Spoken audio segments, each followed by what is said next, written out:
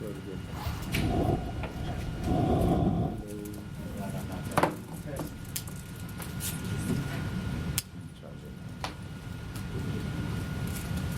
If I may, Mayor. Yes, sir. Just for the record, Ms. Garcia just arrived. Will so note it in the record. Thank you. Hi. Pleasure. Let me charge up my phone. Okay. We'll go ahead and get started without it. I have Eureka Ruiz, as far as I am, Vanessa Carvalho, that they've been doing a lot of the heavy lifting and research in regards to the dog park. So they would go ahead and give a 5 to 7 minute presentation in regards to the dog park. If you're already brief, and if you have any questions, feel free to interject. Once again, the presentation is very brief, and we have a lot more information to share if the council desires. Hello. Hello. Vanessa, what's that? Good.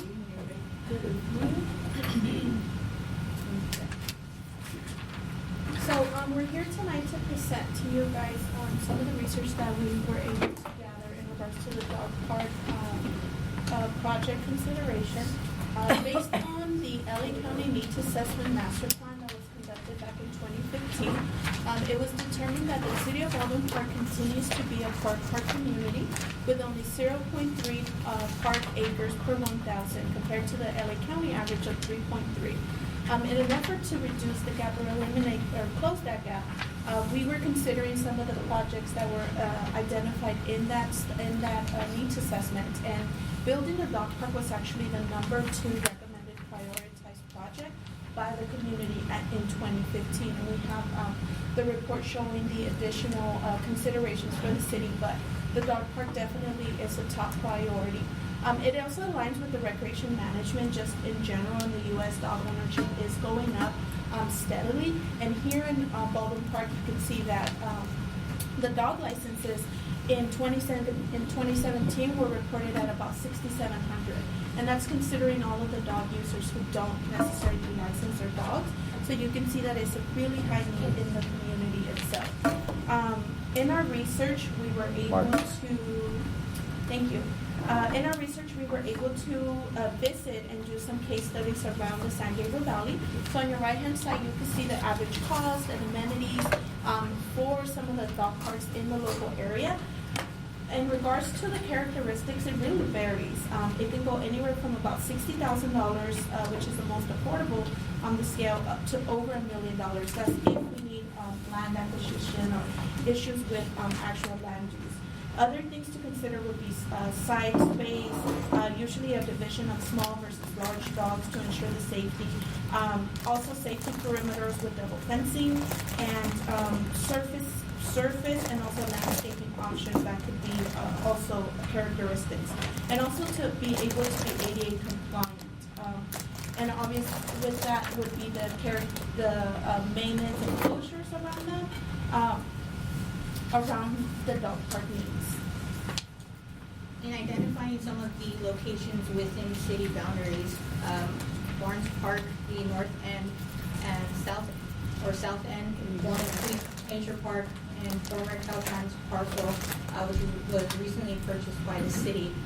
In addition, other land space was the utility land space through the LA County Department of Water and Power, which could be considered a joint use. The north end of Barnes Park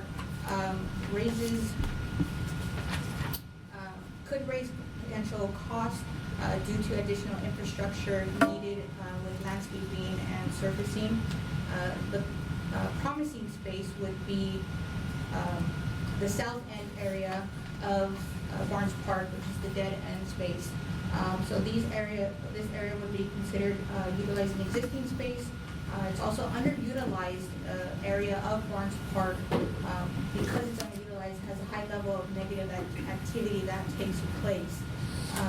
Some space and fencing would be taken into consideration due to the path that is needed for the billboard companies to have access to.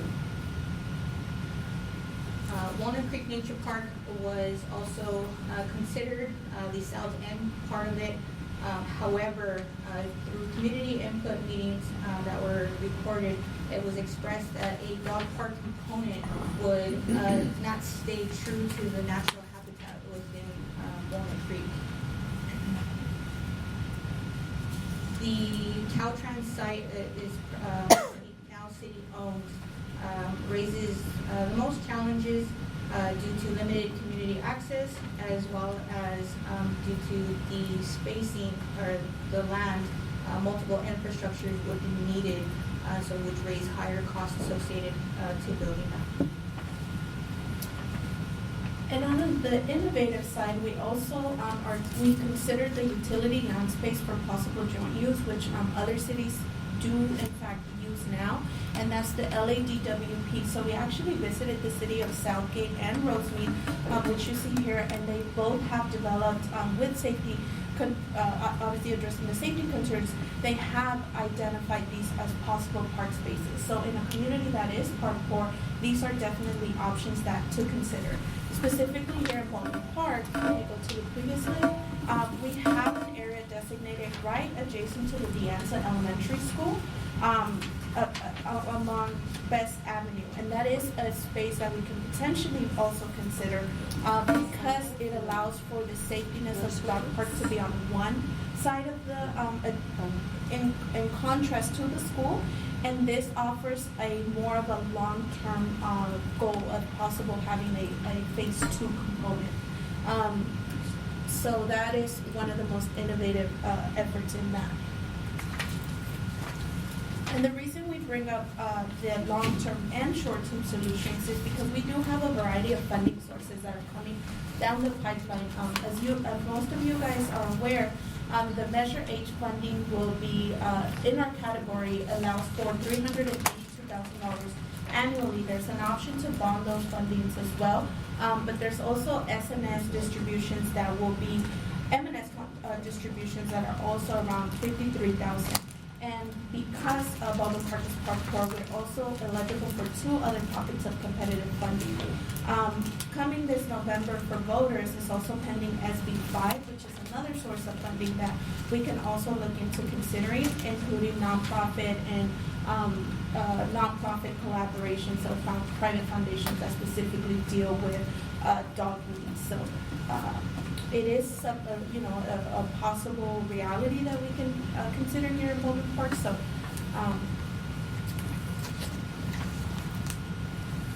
In continued research with the dog parks within San Diego Valley, the city of Whittier dog park, which was the highest cost to implement into the dog park due to land acquisitions.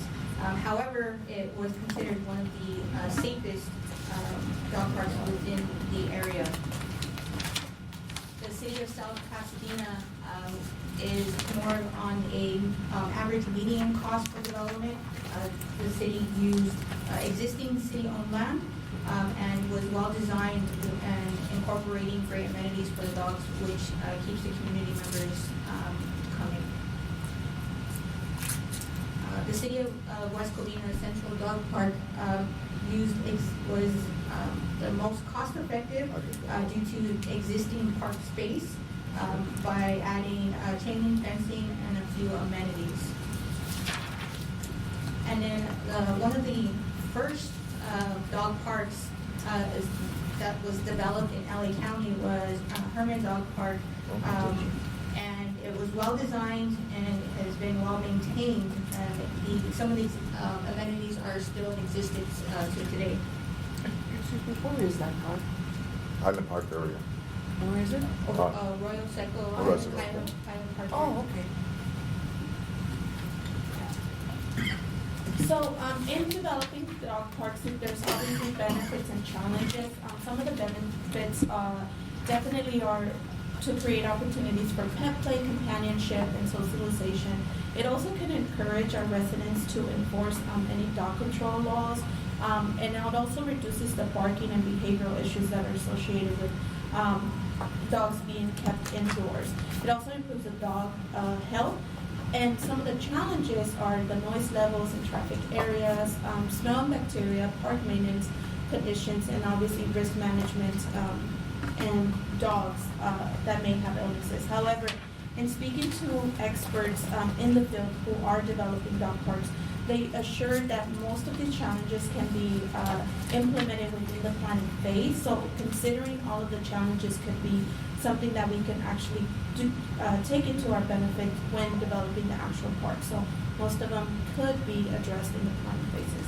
So tonight we want to see if you guys have any questions or any feedback for us, and also if there's any council consent or direction for us, and especially with considerations of the locations that were presented today, and any next steps or comments or Mayor? questions. Yes, Vice Mayor.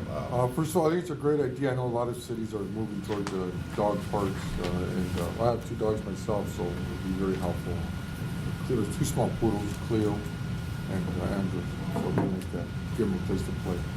And especially in a city where it's parked for, there's really no place to walk your dog, and a lot of dog lovers in the community. But one question I had is, what is the, I know you had some costs there, but I think my preference would be the Barnes Park, because after seeing all the other locations, it has grass, and it's kind of a nice corner area. And I think the parking is really good, so that, you know, as people come to the park, there's you know, you can park along Petrini, is that the street? Petrini, yes. You can park within that area, and you're kind of right, it is sort of at the end of the park, it's underutilized, and if there's, are there crime issues at times, or? Correct. We have experience of homelessness. I'm sorry. No, go ahead. We have experience of homelessness concerns, also drug use and just late night activity that takes place. I know the police patrol, the police department does patrol that area. We've had several residents and park staff actually go out and address some of those concerns. So I would like to see a grass area, Right. kind of like that one at the Barnes Park corner. I think it's ample parking there for people to, you know, to come in. And so it's kind of a good, is that the one there? Yeah. Yes, that's- Yeah, so that's this one is, component. the other thing I was gonna add was, I don't know if it might add a cost, but, you know, putting some kind of solar panels for lighting, or maybe the solar panels that are there. We will be incorporating existing trees and amenities. There's a few park benches and lighting in that area. Well, maybe not We solar would do panels, but- additional assessments in regards to additional lighting. Yeah, I think lighting would be, they're not. What are the costs of doing this particular, well, we already own the land, the landscaping more or less is kind of there. When What is speaking yours? to the architects, they did come back with anywhere from like about 200 to 250, Oh. considering base cost. If we want a lot of the amenities, like the type of fencing, the type of ground or gravel versus grass, so it really depends on those factors. So once we get into the into the planning phases, we will seek out different quotes from different companies who are already leading their efforts in these types of projects. So anywhere from like about 250, and it could go up to, I would say with a land acquisition, the park that's already owned by the city, I would say maybe the high end would be in the 5s. If I may interject, since we have the infrastructure there, the restrooms on the other end of the park, and we have the lighting, it would probably be a rough estimate. Shannon did his dog park in West Covina for low 60,000s. Yeah. We're probably looking at $250,000 for some of the bells and whistles, redo the irrigation and fencing to combat the urine issues and everything else. Mayor? Yes, as a council member, Susan Rubio. Well, I was going to add to, I think what Ricardo said, when considering all the other areas, this seems to be the one that doesn't have a lot of houses around there. For example, I know that Walnut Creek, you already have a lot of residents complaining about a variety of things, and this one seems to be in the end where the washes, I believe. And I figured in my perspective, people that already have homes there are used to the noise level because we always have kids playing and basketball concerts and all those things already. And so, and I also understand there's a lot of, well, you share that with us right now. I mean, that's where the majority of the unintended, crime happens because it's so dark in a corner and there's a lot of drug use there. So I think it would just help curb some of the crime. And and make that area a lot more aesthetically pleasing. Something to keep in mind is we have the freeway there, so some of the sound would be muted by the freeway. So some of the barking may not be heard be as loud because it's already very noisy in that section of the park. So if there's council consensus, we will start researching grants, and we will apply for some grants, and/or we have funding coming down the pipe, as staff mentioned, with Measure A, and hopefully with the approval of SB 5 in November. I have another question. I think the barn park, I do think it's, but I would like to see some of the, either the, what do they call that, the granite, the DG, because cleaning up on lawn, just a lawn sometimes is hard. So, I think that I would like to see a combination. I think I saw one of the parks, I don't know where it is, but one of the parks has a combination. Most dog parks that were looked at, most of them, for the exception of West Covina, has the DG, Oh, okay, because, yeah, because that way you can it had choose. minimal maintenance. Yeah, and will there be any liability? Let's just say that a dog bites someone or gets in a fight with another dog. Is there, what, I don't know, what is there to protect the city from that? We have to explore that. Do you recall, Shannon? I know there was an incident in West Covina, but in that case, the city was not held liable. It was two dog owners, and one's dog was aggressive. And,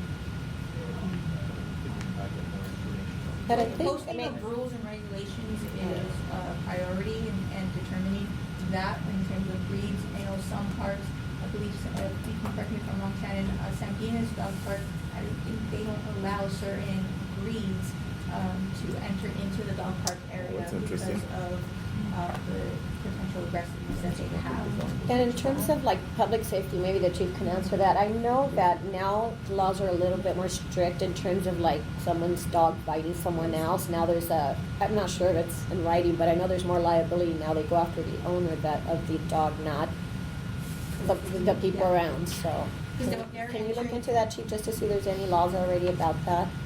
Yeah, we should look Mayor, if I may. Yes. All right, this one. I'd like to speak after. Okay, Vice I Mayor. just had a question. Go ahead. I noticed that at West Covina, when I use that dog park there, they have a separation for the big dogs Yes. and the little dog. Is that in the plan? This is would be considered Area B and Okay. Area A. Smaller area would be for the smaller dogs, and a larger area, Okay. Area B, A would be for the larger dogs. So they need adequate amount of space for running and any, of course, obstacles that we have. And I kind of prefer grass, because usually dog parks myself, it just, if you're gonna lie down or sit down, it's just kind of nice to have grass. And I think we have We difference can of look opinion, at but. a combination of both. Okay. And we will try to use best practices, so whatever other cities will learn from their trials. Or maybe a half and half. Yeah, because I mean, laying down on the lawn, not knowing what dogs has been there before, I would find that Yeah. very risky, Ricardo. No, Or I- or no, also, we I- would be incorporating some of the existing park benches so that Yeah. the be dog nice. can sit there. Have Monica Garcia. Yeah, if I can say All right, something. good. Actually, the LA City Herman Dog Park, that was a project that I saw through. I managed that project for the council office, from the environmental review to the implementation. And I learned a lot in that process. And I'm glad to see that we're going to have the two separate areas. I think that's really critical. And the project in Herman Dog Park had the DG because it goes into the the runoff goes into the Arroyo Seco. But the interesting thing, and so we thought this was cleaner, but when we had a follow-up conversation with the assistant general manager of Rec and Parks, he actually said that the grass was probably better just for the bacteria, because you can cut it, and as long as people are being responsible and picking up the waste, but you can cut the grass, and it's like you're managing that bacteria level. So that was really interesting, because there was a whole environmental review regarding the DG. So the DG was initially thought to be the cleaner, but it was interesting to hear him say that. So it's something, I guess, for us to just consider. But I definitely like the Barnes Park idea. I think I've been a supporter of that because of activating it and repurposing it. And as long as it serves both sides, I mean, you know, small and large, are they next to each other or are they going to be in two separate spaces? We will seek out guidance from a professional architect to determine spacing, and then also taking into consideration the walking path, and accessibility for the companies to access the billboards. But it's essentially, if we are looking at two different areas, so if you Two hear- separate. see Two here- separate. Yeah, so we It would can be give separated by the road. ample space for both users, Mhm. for both the small and the dog, and the larger ones. And also incorporating some components of the double fencing, which is another measure of safety. Most dog parks that we visited had a component of double fencing Yes, associated with that, and the definitely. height. I would So- say the double fencing is really important because that was also a consideration in the Herman Dog Park. And then also the posting of signs. So you're basically it's your it's your responsibility. You know the city is not liable, and that was those signs are posted before people enter. Yes, So they'll be that at the entrance of the gate. We post them on the website, anywhere where information would be needed. Very nice. Thank you. Thank you. Thank you, great job. yeah, Thank you. thank you. This is going to be great for the community. Yeah. Yeah. Definitely looking forward to that. All right, so at this point, we're gonna go ahead and go into a closed session. So I'll ask everyone to take it. I thought the along the